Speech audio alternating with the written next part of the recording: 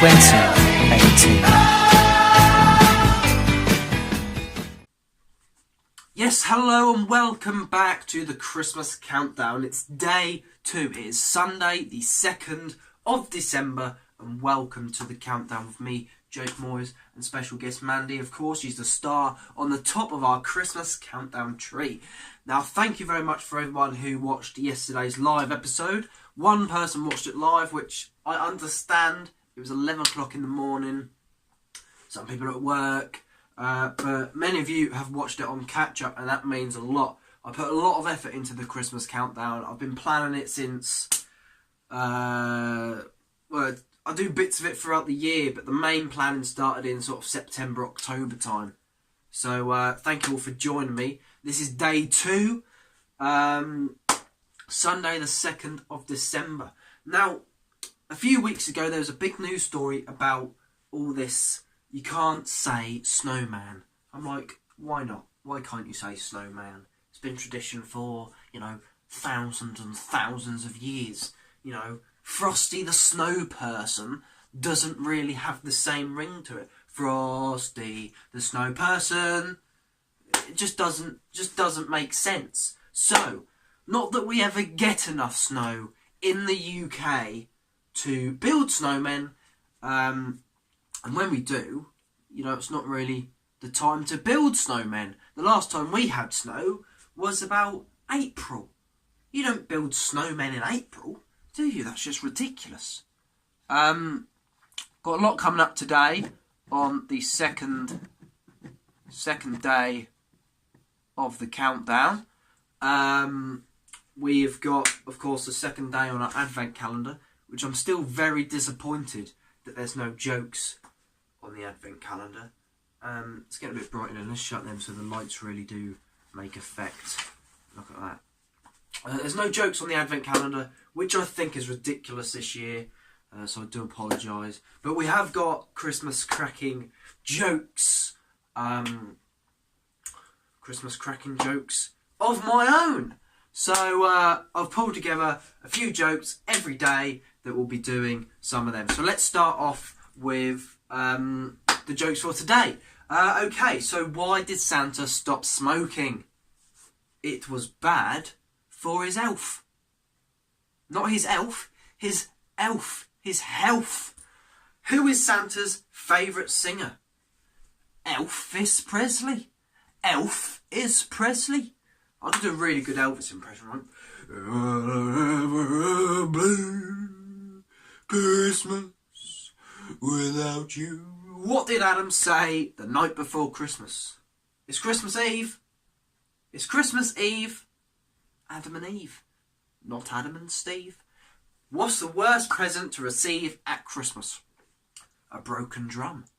You just can't beat it. Hey! But unlike those pretend drums, you can beat them. Okay, there's some jokes from me. Not that we get jokes in the bloody Advent calendar. So yes, you don't get jokes in the Advent calendar this year, which I think is ridiculous. So number 2. It's the 2nd of December. Number 2 is there. Number 2 is there. So let's crack that open.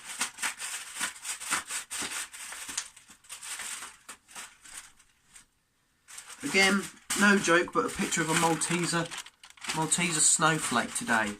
Very disappointing. You know the drill. Now you're going to watch me eat a chocolate.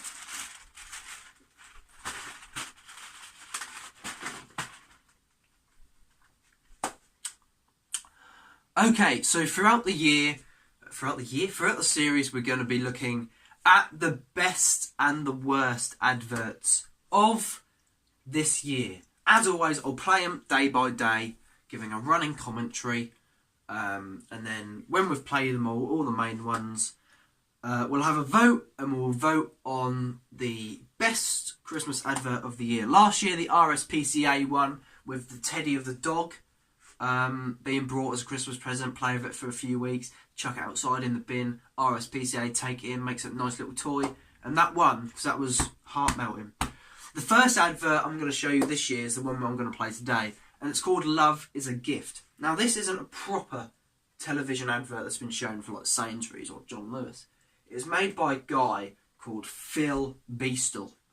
Now, Phil Beastall is a filmmaker and a video producer. He released this on YouTube, and it took the nation by storm, reaching 1.5 million views. It went shared all over Facebook, and it's called Love is a Gift. It's about a man whose mum died, and over the last few Christmases he's played Christmas tapes. So let's have a look at Love is a Gift.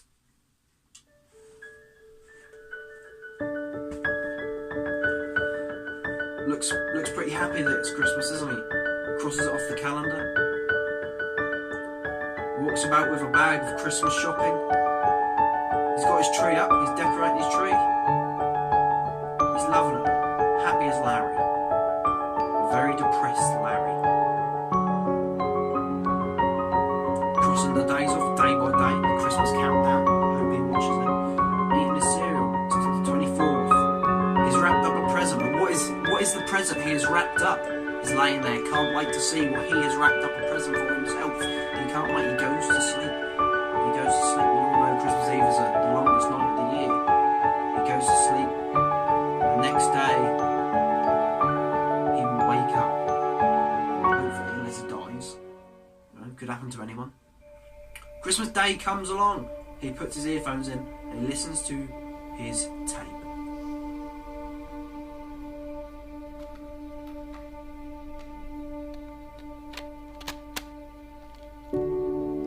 Hi Chris, it's Mum.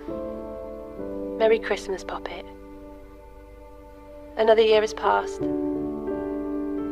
I wanted to start this one by saying something I haven't said yet, which is thank you. Thank you for taking the time to remember me. After all these years.